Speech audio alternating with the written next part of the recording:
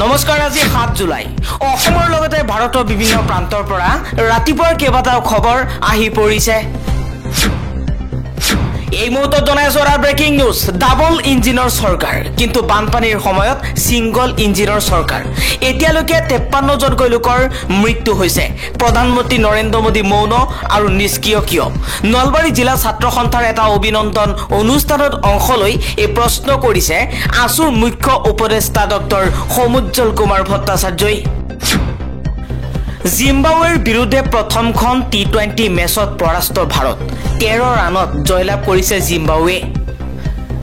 Zimbabwe পৰাস্ত কৰিছে ভাৰতক 13 ৰানত জয়ী হৈছে জিম্বাবৱে 102 ৰানত অল আউট টিম ইণ্ডিয়া মুখ্যমন্ত্ৰী ডক্টৰ হিমন্ত বিশ্ব শৰ্মাৰ বিৰুদ্ধে সৰব হৈ পৰিছে অখিল গগৈ কৈছে মুখ্যমন্ত্ৰীয়ে এতিয়া অকল টিভিত উলাই থকাৰ সময় নহয় পানীত ৰৈ বা বোকা অকনমান খচি দেখুৱাই ৰাইজৰ সহানুভূতিৰ খেল খেলি থাকিলে নহব হিমন্ত বিশ্ব শৰ্মাৰ বিৰুদ্ধে অখিল গগৈয়ে কি লিখিছে এই মুহূৰ্তত দেখুৱাইছো পানীৰ ফটো সেশন বহুত হল মুখ্যমন্ত্ৰী ডাঙৰীয়া এতিয়া কামত ধৰাৰ সময় মানৱবিদস্ত অসমবাসী মহা বিপদত অসমৰ মুখ্যমন্ত্ৰীয়ে সিম্পেথি গেমৰ ৰাজনীতি এৰি কামত লাগক পানী গছকি ফটো সেশন কৰিলে বান পীড়িতৰ পেট নভৰে মুখ্যমন্ত্ৰীয়ে কাৰ্যালয়ত বহক আৰু ভঙা মথাউৰিৰ তালিকা বিচাৰি লগে লগে মেৰামতিৰ নিৰ্দেশনা দিয়ক যিমান মথাউৰিৰ ওপৰেদি পানী বৈছে সকলোবোৰ ওখ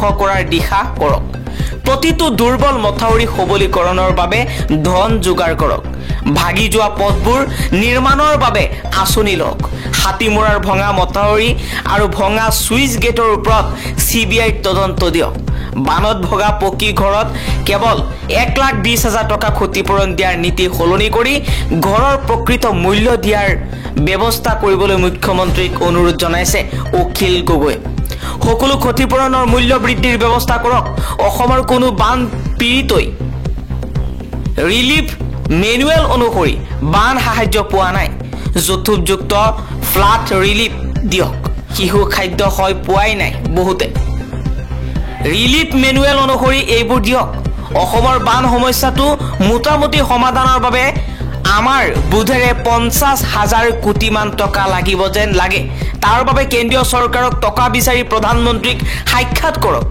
মুখ্যমন্ত্ৰী ডাঙৰীয়া তেতিয়াহে অসমৰ সমস্যা দূৰ হ'ব অখিল গগৈয়ে লগতে কৈছে বহুত হল নাটক বহুত হল ফটো সেশন অনুগ্ৰহ কৰি কামত লাগক ডাঙৰীয়া কামৰ কাম কৰক যেনেকৈ কোভিডৰ কেম্পত ঘূৰি ফুৰোতে কোভিড নিয়ন্ত্ৰণ হোৱা নাছিল আপুনি মথাউৰি চাই ফুৰিলেও বানপানী নকমে অনুগ্ৰহ কৰি কামৰ কাম কৰক মুখ্যমন্ত্ৰী ডাঙৰীয়া আপুনি 30 বছৰতকৈ অধিক কাল ৰাজনীতি কৰিছে 22 বছৰ আপুনি মন্ত্ৰী অথবা মুখ্যমন্ত্ৰীৰ আসনত আছে ইয়াৰে বেছি দিন আপুনি গুৱাহাটী উন্নয়ন দপ্তৰৰ মন্ত্ৰী আছিল কিন্তু আজি গুৱাহাটী মহানগৰৰ দুৰৱস্থা চাওক সদায় কৃত্ৰিম বানপানী নলাত পৰি শিশুৰ মৃত্যু হ'বলগীয়া পৰিৱেশ তাৰ পাছতো আপোনাৰ গুণ গৰিমা গোৱা মানুহৰ অভাৱ নাই অসমৰ বাবে আৰু এটা ভাল খবৰ মহিলা এছিয়া কাপ টি20ৰ বাবে ভাৰতীয় দলত স্থান লাভ কৰিছে অসমৰ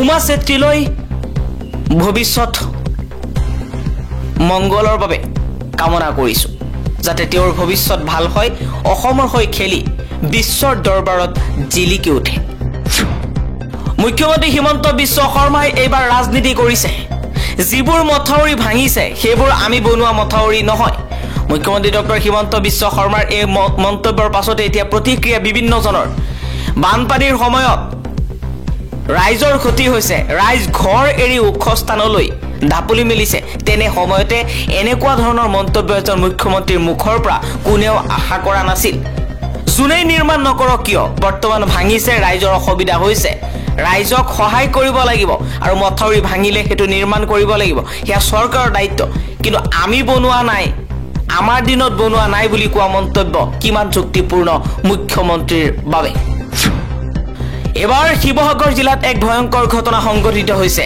শিৱসাগৰত সাই বিকাশ একাডেমীৰ একাদশ শ্ৰেণীৰ ছাত্ৰৰ ভয়ংকৰ কাণ্ড শ্ৰেণী কোঠাৰ পৰা উলিয়াই দিয়াৰ বাবে শিক্ষকক চুৰি আঘাত হাসপাতালত মৃত্যু শিক্ষক ৰাজেশ বাবু একাদশ শ্ৰেণীৰ ছাত্ৰই শিৱসাগৰত ছাই বিকাশ একাডেমীৰ শিক্ষকক চুৰিকাঘাত কৰি হত্যা কৰিলে। শিক্ষকৰ ওপৰত এই আক্ৰমণ আজি নহয়, বহুবাৰ শিক্ষকৰ ওপৰত এনেধৰণৰ আক্ৰমণ চলাইছে বহু উদণ্ড ছাত্ৰই। এতিয়া কঠোৰ ব্যৱস্থা গ্ৰহণ কৰি ছাত্ৰজনক শাস্তি দিয়াৰ ঘোষণা কৰিছে বিভিন্ন দল সংগঠনে। এই মুহূৰ্তত জনাইছো এটা গুৰুত্বপূৰ্ণ খবৰ। অসমত বহু বাংলাদেশী লোকক ভাৰতীয় নাগৰিকত্ব দিছে কংগ্ৰেছে। অসমীয়া জাতিলৈ সংকট নমাই আনিছে কংগ্ৰেছে। কংগ্ৰেছৰ বিৰুদ্ধে সৰব হৈ এই মন্তব্য কৰিছে বিতৰ্কিত লেখিকা শিখা শৰ্মাই।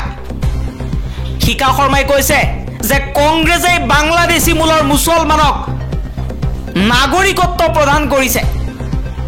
হিন্দুৱে হিংসা নকৰে, হিন্দুৱে অপৰাধীৰ বাদে আন সকলো মানুহক মৰম কৰে, কিন্তু বিনা অপৰাধতো হিন্দুক এছাম মুছলমানে অত্যাচাৰ কৰে, তাৰ প্ৰমাণ মই নিজেই বুলি মন্তব্য কৰিছে শিখা শৰ্মাই।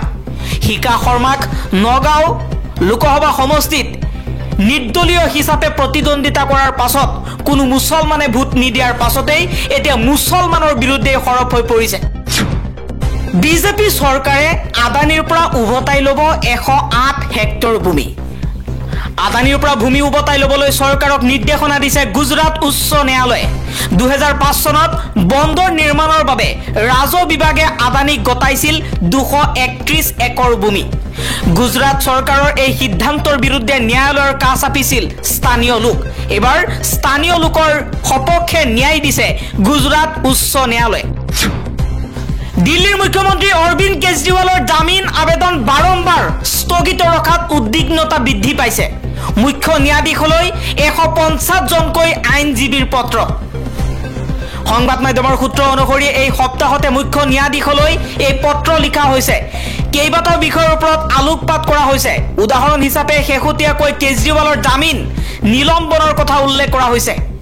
পত্ৰখনত কোৱা হৈছে যে আবকাৰী গোচৰত কেজৰিৱালক জামিন মঞ্জুৰ কৰিলে দিল্লীৰ ৰাউছ এভিনিউ আদালতে, কিন্তু এই নিৰ্দেশ আপলোড কৰাৰ পূৰ্বে কেন্দ্ৰীয় সংস্থা ইডিয়ে দিল্লী উচ্চ ন্যায়ালয়ত প্ৰত্যাহ্বান জনায়। দিল্লী উচ্চ ন্যায়ালয়ৰ ন্যায়াধীশ সুধীৰ কুমাৰ জৈনে ইডিক গোচৰটো দাখিল কৰিবলৈ অনুমতি দিয়ে আৰু পিছদিনা শুনানিৰ বাবে গোচৰটো তালিকাভুক্ত কৰা হয়। নিম্ন আদালতৰ নিৰ্দেশ আপলোড কৰাৰ সময়তে সমগ্ৰ ঘটনা সংঘটিত হয়। এইটো এটা ডাঙৰ চিন্তাৰ বিষয়। বানপানীয়ে লৈছে ভয়াৱহ ৰূপ, কমা নাই বানৰ প্ৰকোপ। অসম সহ দেশৰ 20খন ৰাজ্যত প্ৰচণ্ড বৰষুণৰ আগজাননী। অসমত বানৰ দ্বাৰা মৃত্যু হোৱা লোকৰ সংখ্যা 52 জনলৈ বৃদ্ধি পাইছে। অবিৰত বৰষুণে উত্তৰ পূব ভাৰতৰ কেইবাখনো ৰাজ্যত পৰিস্থিতি অধিক ভয়াৱহ কৰি তুলিছে। বিশেষকৈ অসমৰ বান পৰিস্থিতি সন্দৰ্ভত শংকা বাঢ়িছে বতৰ বিজ্ঞান কেন্দ্ৰৰ।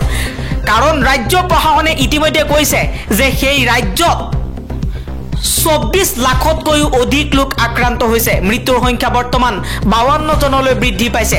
লগতে বহু সংখ্যক বন্যপ্ৰাণীৰো মৃত্যু হৈছে বানপানীৰ কবলত পৰি। চৰকাৰী পৰিসংখ্যা অনুসৰি অসমৰ কমেও 30খন জিলাত বান পৰিস্থিতি অতি ভয়াৱহ। কাজিৰঙা ৰাষ্ট্ৰীয় উদ্যানৰ প্ৰায় 70% পানীৰ তললৈ গৈছে। কমেও 15,000 জীৱ জন্তু বানৰ দ্বাৰা প্ৰভাৱিত হৈছে। এই পৰ্যন্ত বান পৰিস্থিতিৰ বাবে গড়, হৰিণকে ধৰি 77টা জীৱ জন্তুৰ মৃত্যু হৈছে।